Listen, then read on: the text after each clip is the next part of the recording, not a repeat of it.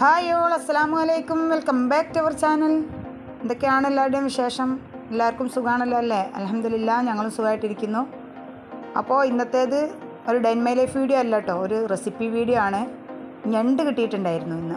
അപ്പം അത്യാവശ്യം വലിയ ഞണ്ടായിരുന്നു. അപ്പോൾ ഇന്ന് ലഞ്ചിനേക്ക് അത് കറി വെക്കാമെന്ന് വിചാരിച്ചു. നല്ല അടിപൊളി ഒരു റെസിപ്പിയാണ് കേട്ടോ. അപ്പോൾ നിങ്ങളായിട്ടൊന്ന് ഷെയർ ചെയ്യാമെന്ന് വിചാരിച്ചിട്ടാണ്.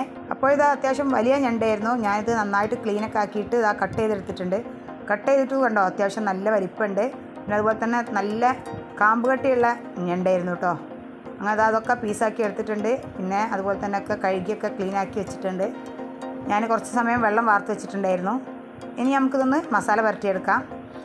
അപ്പോൾ ആദ്യമായിട്ട് എൻ്റെ ചാനൽ കാണുന്ന കൂട്ടുകാരാരെങ്കിലും ഉണ്ടെങ്കിൽ, അതുപോലെ തന്നെ സബ്സ്ക്രൈബ് ചെയ്യാതെ കാണുന്നവരാരെങ്കിലും ഉണ്ടെങ്കിൽ ഒന്ന് സബ്സ്ക്രൈബ് ചെയ്ത് സപ്പോർട്ട് ചെയ്യുക. ബെല്ലൈക്കണോടൊന്ന് പ്രസ് ചെയ്യുക, ഓൾ എന്ന ഓപ്ഷൻ കൂടി കൊടുക്കുക കേട്ടോ. അപ്പോഴേ ഞാൻ പുതിയ വീഡിയോസൊക്കെ ഇടുമ്പോൾ നിങ്ങൾക്ക് നോട്ടിഫിക്കേഷനായിട്ട് കിട്ടുള്ളൂ. പിന്നെ അതുപോലെ തന്നെ വീഡിയോസൊക്കെ ഇഷ്ടമാകുന്നുണ്ടെങ്കിൽ ലൈക്ക് ചെയ്യുക, ഫ്രണ്ട്സിനും ഫാമിലിക്കൊക്കെ ഒന്ന് ഷെയർ ചെയ്ത് കൊടുക്കണേ. അപ്പോൾ ഞാൻ ഞണ്ടിലേക്ക് ആവശ്യത്തിന് ഉപ്പിട്ട് കൊടുക്കുന്നുണ്ട്. ഇപ്പോൾ ഞാൻ ഒരുപാട് മസാലപ്പൊടികളൊന്നും ചേർത്ത് കൊടുക്കണില്ല കേട്ടോ. ഉപ്പും അതുപോലെ തന്നെ ഏകദേശം 1/4 ടീസ്പൂൺ മഞ്ഞൾപ്പൊടി, ഏകദേശം 2.5 ടേബിൾ സ്പൂൺ കാശ്മീരി മുളക് പൊടിയും കൂടെയാണ് ചേർത്ത് കൊടുക്കുന്നത്. ഞാനിവിടെ കാശ്മീരി മുളക് പൊടി മാത്രമേ കേട്ടോ ഉപയോഗിക്കാറുള്ളൂ. ആർക്കും അധികം എരിവ് വേണ്ട, അതുകൊണ്ട് തന്നെ കാശ്മീരി മുളക് മാത്രമാണ് ഉപയോഗിക്കൽ. അങ്ങനെ മസാലപ്പൊടികളൊക്കെ ചേർത്ത് കൊടുത്തിട്ട് നമുക്ക് നന്നായിട്ടൊന്ന് കുഴച്ചെടുക്കണം. ഞണ്ട് കുഴക്കുമ്പോൾ ശ്രദ്ധിക്കണം കേട്ടോ, അല്ലെങ്കിൽ പെട്ടെന്ന് തന്നെ ഇതിൻ്റെ കാലുകളൊക്കെ നമ്മുടെ കയ്യിൽ തറയ്ക്കും. പിന്നെ ഞാൻ അങ്ങനെ മസാല പുരട്ടുമ്പം ഗ്ലൗസൊന്നും ഉപയോഗിക്കാത്തതുകൊണ്ട് ഇതിനും പ്രത്യേകിച്ച് ഗ്ലൗസൊന്നും ഉപയോഗിക്കാതിരുന്നതാണ്. ചിലർക്ക് കാണാം കേട്ടോ ഗ്ലൗസ് ഉപയോഗിച്ചിട്ട് മസാല പുരട്ടുന്നത്. ഞാൻ പിന്നെ അങ്ങനെ അധികം ഒന്നും മസാല പുരട്ടുമ്പോഴൊന്നും ഗ്ലൗസ് ഉപയോഗിക്കാറില്ല. അപ്പോൾ സാവധാനം ഒന്ന് മിക്സാക്കി എടുത്താൽ മതി, നമ്മളൊന്ന് ശ്രദ്ധിച്ചാൽ മതി. അപ്പോൾ പിന്നെ കുഴപ്പമൊന്നുമില്ല. അങ്ങനെ മസാല പുരട്ടിയിട്ട് ഒരു 15 മിനിറ്റ് റെസ്റ്റ് ചെയ്യാനായിട്ട് മാറ്റി വെച്ചിട്ടുണ്ടായിരുന്നു. എന്നിട്ട് ഇനിയിപ്പോൾ ഒരു പാൻ അടുപ്പത്ത് വെച്ചിട്ട് അതിലേക്ക് അത്യാവശ്യം ഓയിൽ ഒഴിച്ച് കൊടുത്തിട്ടുണ്ട്. ഒരുപാടൊന്നും വേണ്ട കേട്ടോ. എന്നിട്ട് ഇനിയിപ്പോൾ ഓയിലൊന്ന് ചൂടായി വന്നപ്പോൾ ഞാനതിലേക്ക് ഫ്രൈ ചെയ്യാനായിട്ട് മുഴുവനായിട്ടും ഇട്ട് കൊടുത്തിട്ടുണ്ട് കേട്ടോ. അതുകൊണ്ടാണ് വലിയൊരു പാൻ എടുത്തത്. ഇനി ഇത് ഇടക്കിടക്ക് തിരിച്ചു മറിച്ചിട്ടിട്ട് നമുക്ക് ജസ്റ്റ് ഒന്ന് ഫ്രൈ ആക്കി എടുക്കാം. ഒരുപാടിട്ട് മൊരിയിക്കേണ്ടേ. അങ്ങനെ ഞണ്ട് ഫ്രൈ ചെയ്ത് മാറ്റി വെച്ചിട്ടുണ്ട്. ഇനിയിപ്പോൾ ഞാനൊരു അത്യാവശ്യം വലിയൊരു ചീനച്ചട്ടി എടുത്തിട്ടുണ്ട് കേട്ടോ. ഇത് ഇരുമ്പിൻ്റെ ചീനച്ചട്ടിയാണ്. അപ്പോൾ അതിലേക്ക് കുറച്ച് ഞണ്ട് ഫ്രൈ ചെയ്ത ഓയിലും ഉണ്ടായിരുന്നു. പിന്നെ ഒരു ഏകദേശം 1 ടേബിൾ സ്പൂൺ ഓയിലും അതുപോലെ തന്നെ ഒരു 2 ടേബിൾ സ്പൂൺ വെളിച്ചെണ്ണയും കൂടെ ഒഴിച്ചു കൊടുത്തു. എന്നിട്ട് ഇനിയിപ്പോൾ അത്യാവശ്യം വലിയ 3 സവാള ആയിരുന്നു, അത് ഇട്ട് കൊടുത്തിട്ടുണ്ട്. വളരെ കനം കുറഞ്ഞിട്ട് വേണം അരിഞ്ഞെടുക്കാൻ വേണ്ടിയിട്ട് സവാള. ഇനിയിപ്പോൾ ഇത് നന്നായിട്ടൊന്ന് വഴറ്റിയെടുക്കണം. ഞാൻ വളരെ കുറച്ച് ഉപ്പിട്ട് കൊടുക്കുന്നുണ്ട്. ഉപ്പിടുമ്പോൾ ഒന്ന് ശ്രദ്ധിക്കുക, കാരണം ഞണ്ട് ഫ്രൈ ചെയ്തപ്പോഴും ഉപ്പിട്ടിട്ടുണ്ട്. വേണമെങ്കിൽ നമുക്ക് വീണ്ടും ചേർത്ത് കൊടുക്കാമല്ലോ. പക്ഷേ അധികമായി പോയാൽ പിന്നെ ടേസ്റ്റൊക്കെ വ്യത്യാസം വന്നില്ലേ. അങ്ങനെ ഉപ്പിട്ടിട്ട് നന്നായിട്ടൊന്ന് വഴറ്റിയെടുത്തിട്ടുണ്ട്.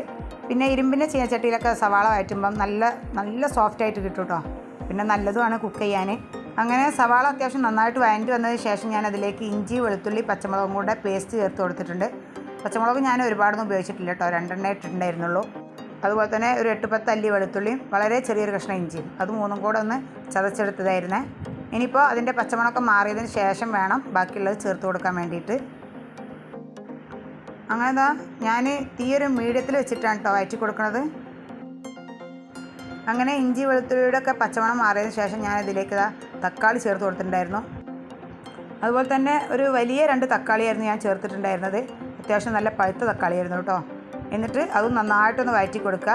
തക്കാളിയൊക്കെ നന്നായി വെന്തുടഞ്ഞതിന് ശേഷം വേണം മസാലപ്പൊടികൾ ചേർത്ത് കൊടുക്കാൻ വേണ്ടിയിട്ട്. മസാലപ്പൊടികളും ഏകദേശം 2 ടേബിൾ സ്പൂൺ കാശ്മീരി മുളക് പൊടിയും 1/4 ടീസ്പൂൺ മഞ്ഞൾപ്പൊടിയും മാത്രമേ ചേർത്ത് കൊടുക്കുന്നുള്ളൂ. വേണമെങ്കിൽ ഒരു 1/4 ടീസ്പൂണിന് താഴെയിട്ട് ഗരം മസാലപ്പൊടിയും കൂടെ ചേർത്ത് കൊടുക്കാം കേട്ടോ. ഞാനത് ചേർത്തിട്ടില്ല. അപ്പോൾ ഇനിയിപ്പോൾ മസാലപ്പൊടിയുടെ പച്ചമണമൊക്കെ ഒന്ന് മാറി വരട്ടെ. ഞാൻ ഈ സമയം കുറച്ച് കറിവേപ്പില ഇട്ട് കൊടുത്തിട്ടുണ്ടായിരുന്നു. എന്നിട്ട് ഇനിയിപ്പോൾ നമുക്ക് ഫ്രൈ ചെയ്ത് മാറ്റി വെച്ച് ഞണ്ട് മുഴുവനായിട്ടും ഇതിലേക്ക് ഇട്ട് കൊടുക്കുന്നുണ്ട്. അതിനുശേഷം നമുക്കിത് നന്നായിട്ടൊന്ന് മിക്സാക്കി എടുക്കാം കേട്ടോ. ഞണ്ടിട്ടിട്ട് അത്യാവശ്യം നന്നായിട്ടൊന്ന് മിക്സാക്കിയിട്ട് വേണം ഇതിലേക്ക് വെള്ളം ഒഴിച്ച് കൊടുക്കാൻ വേണ്ടിയിട്ട്. വെള്ളമൊക്കെ പിന്നെ ഓരോരുത്തരുടെ അളവിനനുസരിച്ച് ഒഴിച്ച് കൊടുക്കുക. ഗ്രേവി എത്ര വേണമെന്ന് വെച്ചാൽ അതിനനുസരിച്ച് ഒഴിച്ച് കൊടുക്കുക കേട്ടോ. അപ്പോൾ പിന്നെ ഇതിൽ വെള്ളം ഒഴിച്ച് കൊടുക്കുമ്പോൾ ചുടുവെള്ളം ഒഴിക്കണം, പച്ചവെള്ളം ഒഴിച്ച് കൊടുക്കരുത്. അപ്പോൾ ഞാൻ ഇത് ഏകദേശം ഒരു 2 കപ്പോളം വെള്ളം ഒഴിച്ച് കൊടുത്തിട്ടുണ്ട്. ഇത് നന്നായിട്ടൊന്ന് മിക്സാക്കിയിട്ട് നമുക്ക് ഒന്ന് തിളപ്പിച്ചെടുക്കണം. പിന്നെ കുറച്ച് സമയം ഒന്ന് തീ കുറച്ച് വെച്ചിട്ട് ഒന്ന് തിളപ്പിക്കണേ. അപ്പോൾ ഇപ്പോൾ തീ മീഡിയത്തിലാണ് വെച്ചിട്ടുള്ളത്. ഈ സമയം ഞാൻ ഏകദേശം ഒരു 2 ടേബിൾ സ്പൂൺ പഞ്ചസാരയും കൂടെ ഒന്ന് ചേർത്തിട്ടുണ്ടായിരുന്നു. അപ്പം പഞ്ചസാരയുടെ അളവൊക്കെ ഓരോരുത്തരുടെ മധുരത്തിനനുസരിച്ചാണ് കേട്ടോ. എന്നാലും ഒരുപാട് അങ്ങോട്ട് മധുരം ആവണ്ട. അപ്പോൾ ഇതാ ഞാൻ ഇട്ടിട്ട് നന്നായിട്ടൊന്ന് മിക്സാക്കി കൊടുക്കുന്നുണ്ട്. എൻ്റേത് ചെറിയ സ്പൂണാണ്, അപ്പോൾ അതുകൊണ്ടാണ് ഞാൻ 3 ടീസ്പൂൺ ഇട്ട് കൊടുത്തത്. അപ്പോൾ ഇനിയപ്പോൾ നോക്കിയപ്പോൾ കുറച്ച് ഉപ്പ് കുറവുണ്ടായിരുന്നു, കുറച്ചും കൂടെ ഉപ്പ് ഇട്ടിട്ട് നന്നായിട്ടൊന്ന് മിക്സാക്കി എടുക്കുക. ഇനിയിപ്പോൾ ഒന്ന് തിളച്ച് വരട്ടെ. അതിന് ശേഷം തീ ഒന്ന് നന്നായിട്ട് കുറച്ച് വെച്ചിട്ടും കുറച്ച് സമയം അങ്ങനെ അടച്ച് വെക്കണേ. അപ്പോഴാണ് ഈ ഞണ്ടിലൊക്കെ ഈ മസാല നന്നായിട്ടൊന്ന് പിടിക്കുള്ളൂ. അത് കണ്ടോ, നന്നായിട്ട് തിളച്ച് വന്നിട്ടുണ്ട്. ഞാൻ ഒരുപാട് ഗ്രേവി ആക്കിയിട്ടില്ല, എന്നാൽ കുറച്ചൊക്കെ വെള്ളം ഒഴിച്ചിട്ടുണ്ട്. അപ്പോൾ ഈ ഒരു തിക്കിലാണ് കേട്ടോ ഞാൻ എടുത്തിട്ടുള്ളത്. ഇനിയിപ്പോൾ ഒരു കുറച്ച് സമയം തീ ഒന്ന് കുറച്ച് വെച്ചിട്ടും കൂടെ ഒന്ന് തിളപ്പിച്ചെടുക്കുന്നുണ്ട്. അപ്പോൾ നമ്മുടെ വളരെ ടേസ്റ്റി ആയിട്ടുള്ള ഞണ്ട് കറി അവിടെ റെഡി ആയിട്ടുണ്ട്. അങ്ങനെ കറിയൊക്കെ ആക്കിയതിന് ശേഷം പിന്നെ ഇന്നിപ്പം ചോറും ഞാൻ നേരത്തെ ആക്കിയിട്ടുണ്ടായിരുന്നു. അപ്പോൾ വിചാരിച്ചു ഇന്നിപ്പോൾ ഇനി ക്ലീനിങ് ഒന്നും അധികം കാണിക്കണ്ടെന്ന് വിചാരിച്ചിട്ട് ഞാൻ വേഗം പെട്ടെന്ന് തന്നെ ക്ലീനിങ് തീർത്തു കേട്ടോ. അകത്തെ ക്ലീനിങ്ങൊക്കെ കഴിഞ്ഞതിന് ശേഷം എനിക്ക് അനീഫ്ക കുറച്ച് ചെടി കൊണ്ടുവന്നിട്ടുണ്ടായിരുന്നു. ചെടി കൊണ്ടുവന്നിട്ട് 2-3 ദിവസമായി. ഇതും മണ്ണും കൊണ്ടുവന്നിട്ട് വന്നിട്ടുണ്ടായിരുന്നു. പക്ഷേ ഇനിയിപ്പോൾ അതിൽ വളവും അതുപോലെ തന്നെ ചകിരിച്ചോറൊക്കെ ഒന്ന് ചേർത്ത് കൊടുക്കാണ്ട്. അപ്പോൾ അതൊക്കെ ചകിരിച്ചോറും വളമൊക്കെ ചേർത്തിട്ട് എനിക്ക് അനീഫ്ക്കാണ് മിക്സാക്കി തരൽ. പക്ഷേ അനീഫ്ക്കക്ക് ഇപ്പോൾ കുറച്ച് ദിവസമായിട്ട് നല്ല തിരക്കാണ്. അപ്പോൾ വിചാരിച്ചു ചെടികളൊക്കെ ഒന്ന് ഉണങ്ങി പോകുന്നുണ്ട്, അപ്പോൾ കുറച്ചൊന്ന് മിക്സാക്കിയിട്ട് എനിക്ക് ആവശ്യത്തിനുള്ള മാത്രം മിക്സാക്കാം, ബാക്കിയുള്ള മണ്ണ് അവിടെ നിൽക്കട്ടെ, ബാക്കി അനീഫ്ക്ക വന്നിട്ട് തന്നെ മിക്സാക്കാമെന്ന് വിചാരിച്ചു. കാരണം ഇത് എന്താ പറയുക, നമ്മൾ കൈക്കോട്ടൊക്കെ വെച്ചിട്ട് മിക്സാക്കണേ മുഴുവനായിട്ട് മിക്സാക്കുമ്പോൾ. അപ്പോൾ എനിക്കിപ്പം കുഴിച്ചിടാനുള്ള ചെടിക്ക് മാത്രമായിട്ടുള്ളത് വളപ്പൊടിയും ചേർത്ത് കൊടുത്തിട്ടുണ്ട്. അതുപോലെ തന്നെ ചകിരിച്ചോറും കൂടെ മിക്സാക്കി എടുത്തിട്ടുണ്ട്. ഇനിയിപ്പോൾ ഇത് നന്നായിട്ടൊന്ന് ഇളക്കി യോജിപ്പിക്കുകയാണേ. പിന്നെ നല്ലൊരു അടിപൊളി പൊട്ടി മിക്സാണ് ഇട്ടത്. ഏകദേശം ഞാൻ ഇത്രയും ഞാൻ മിക്സാക്കുന്ന ഇത്ര മണ്ണിലേ ഞാൻ മിക്സാക്കുന്നുള്ളൂ. അപ്പോൾ അതിലേക്ക് ഏകദേശം 4 ചിരട്ട ചാണകപ്പൊടിയാണ് ഞാൻ ചേർത്ത് കൊടുത്തിട്ടുള്ളത്. അതുപോലെ തന്നെ പിന്നെ അത്യാവശ്യം ചകിരിച്ചോറും. എന്നിട്ട് ഇതുപോലെ ഒന്ന് മിക്സാക്കി എടുക്കുന്നുണ്ട്. എനിക്ക് പിന്നെ കൈക്കോട്ടുകൊണ്ടൊക്കെ മിക്സാക്കി വെച്ചാൽ ഭയങ്കര റിസ്ക്കാണ്, കാരണം ബാക്ക് പെയിൻ ഉള്ളതുകൊണ്ട് തന്നെ. അപ്പോൾ പിന്നെ പോട്ടി മിക്സൊക്കെ റെഡിയാക്കി തരല്ലോ, ഒന്നുകിൽ നിധുവാണ് അല്ലെങ്കിൽ അനീഫ്ക്കാണ്. അപ്പോൾ രണ്ടാൾക്കും ഒഴിവില്ല. നിധുവിന് മോഡൽ എക്സാമാണ് +2ൻ്റെ, അപ്പോൾ അവനും ഒഴിവില്ല, അനീഫ്ക്കാക്കും ഒഴിവില്ല. അപ്പോൾ പിന്നെ വിചാരിച്ചു ചെടികൾ ഉണങ്ങി പോകണ്ടല്ലോ എന്ന് വിചാരിച്ചിട്ട് അത്യാവശ്യം കുറച്ചൊന്ന് മിക്സാക്കി എടുത്തതാണ്. ഞാനിങ്ങനെ തന്നെയാണ് കേട്ടോ പോട്ടി മിക്സ് റെഡിയാക്കൽ. പിന്നെ കുറച്ച് ഇലകൾ ഇട്ട് കൊടുത്തിട്ടുണ്ട്. എന്തിൻ്റെ കരിയിലായാലും ചേർത്ത് കൊടുക്കാം കേട്ടോ. ഞാൻ വാഴേണ്ടതാണ് വെച്ച് കൊടുത്തത്.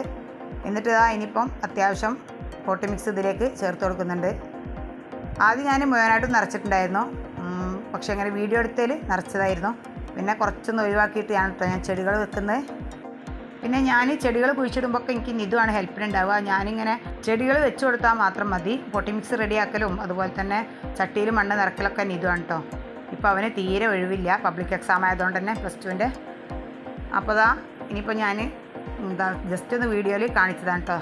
അനീഫ്ക്ക കൊണ്ടുവന്ന ഇനിയുണ്ട് ഒരു 4-5 ചെടികൾ ഇനിയും കുഴിച്ചിടാണ്ട് കേട്ടോ. അപ്പോൾ 2 ഞാൻ കുഴിച്ചിട്ടിട്ടുണ്ട്. ഇനിയിപ്പം ബാക്കിയുള്ള ചട്ടികളൊക്കെ കൊണ്ടുവന്നിട്ട് മണ്ണ് നിറയ്ക്കണം. അപ്പോൾ അതിൻ്റെ ഇടയിൽ നോക്കിയപ്പോൾ നമ്മുടെ ഈ ഗ്രില്ലുമേലൊക്കെ ഹാങ് ചെയ്ത് വെച്ച ചെടിച്ചട്ടിയിലൊക്കെ കുറച്ച് മണ്ണ് കുറവായിരുന്നു. അപ്പം കുറവുള്ളതിലൊക്കെ കുറച്ചും കൂടെ ഒക്കെ മണ്ണ് ചേർത്ത് കൊടുത്തു.